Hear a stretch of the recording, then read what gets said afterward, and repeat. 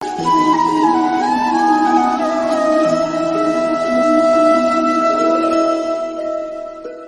ब्रह्मा गुरु विष्णु गुरुदेवो महेश्वरः, गुरु साक्षात परब्रह्म तस्मै श्री गुरुवे नमः। नमस्कार मित्रों, कैसे हैं आप लोग? आशा करता हूँ कि आप सभी स्वस्थ आनंदमय होंगे। पिछले चिंतन में हमने शनि की साढ़े साती पे जो चिंतन किया था, उस पे हमने शनि भगवान के कुछ शनि की साढ़े साती से संबंधित कुछ दान, सेवा और रुद्राक्ष के बारे में बात की थी।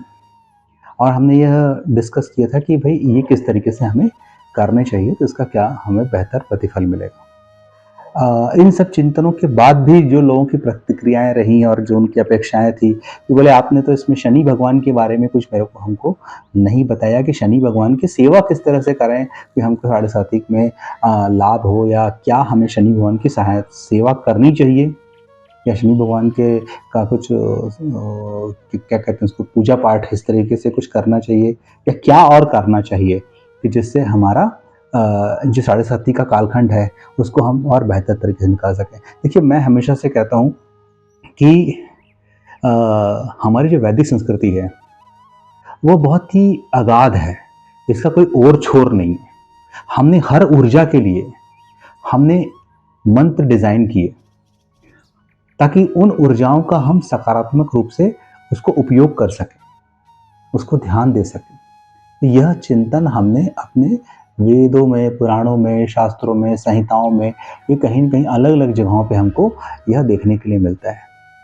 जहाँ तक शनि भगवान के पूजन की बात है और शनि भगवान के लिए बात है, तो मैं कहता हूँ कि दो लोगों का इसमें बड़ा जिक्र आता है कि शनि भगवान का यदि आप साढ़े साती में गुजर रहे हैं तो साढ़े साती के दौरान आप तो शनि पूजा करें, और दूसरा हनुमत पूजा करें, हनुमान जी की आराधना करें।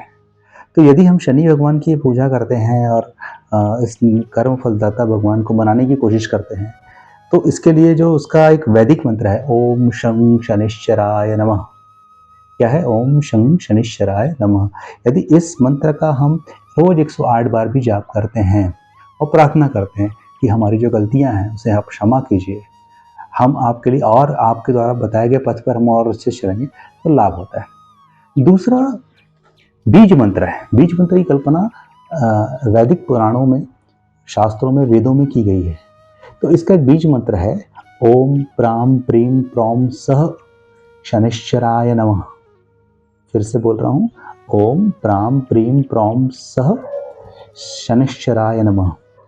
यदि इसका भी आप पर डे 108 बार जाप करते हैं, क्योंकि ये बीज मंत्र है, तो यह भी फलित आपको देता है, उसका फल आपको अच्छा से प्राप्त होता है। यदि इसका मंत्र भी जाप करते हैं तो शनि के दुष्प्रभावों में आपको राहत मिलती है। आपके शनि तत्व जो ज़्यादा कालखंड में आप हैं उस शनि तत्व के, तो ये आपको राहत देता है।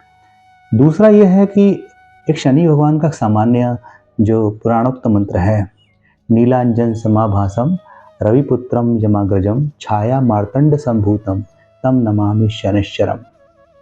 यदि इस श्लोक का भी यदि 108 बार आप पाठ करते हैं तो भी शनि के प्रभावों से आपको राहत मिलती दिखी गई है।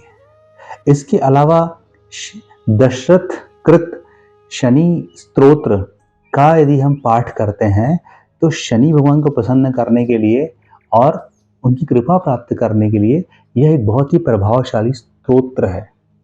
इस स्तोत्र के मंत्रों का डिजाइन ही ऐसा है कि आपको शनि की कृपा ऐसे प्राप्त हो सकती है।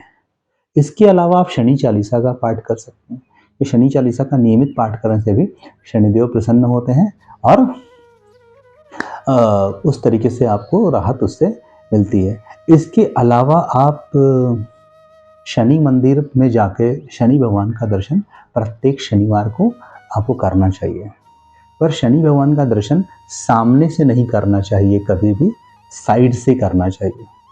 आप उनके मंदिर में जाइए, उनको थोड़ा सा काला तिल चढ़ाइए, लोहा चढ़ाइए, क्या कहते हैं, काले कपड़े चढ़ाइए, उड़द की दाल चढ़ाइए, सरसों का तेल चढ़ाइए।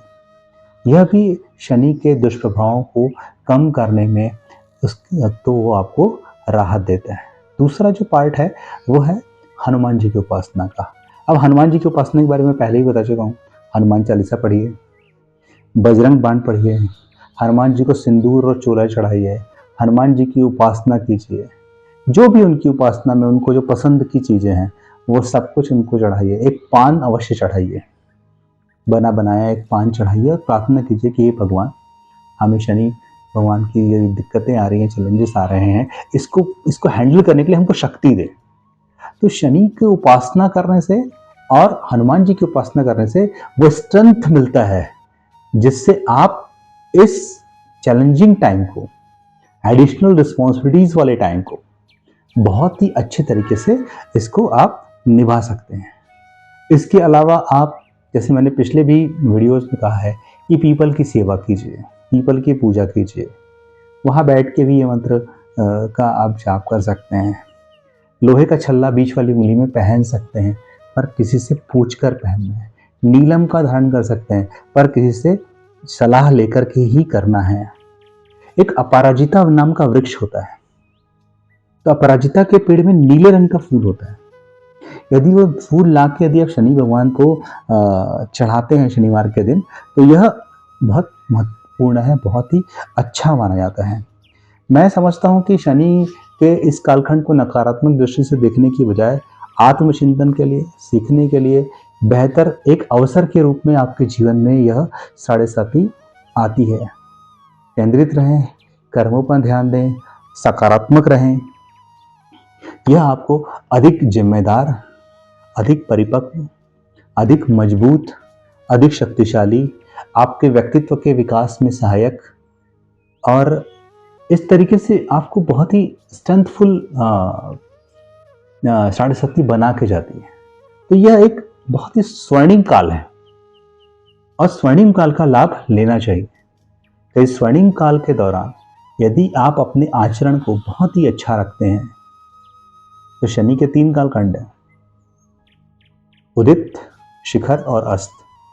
पहला 2.5 साल उदित, दूसरा 2.5 साल शीर्ष और तीसरा 2.5 साल अस्त।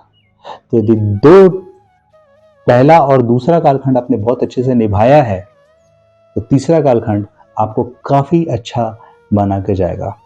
अगले वीडियो में वो शनि साढ़े साथी का एक अंतिम वीडियो होगा, उसमें हम इसी उदित, शिखर और अस्त शनि के बारे में बात करेंगे और हम समझने की कोशिश करेंगे कि पहले टाइम पीरियड में किस किस तरह के चैलेंजेस आते हैं, दूसरे में कैसे आते हैं और तीसरे में कैसे आते हैं। आज के लिए इतना ही।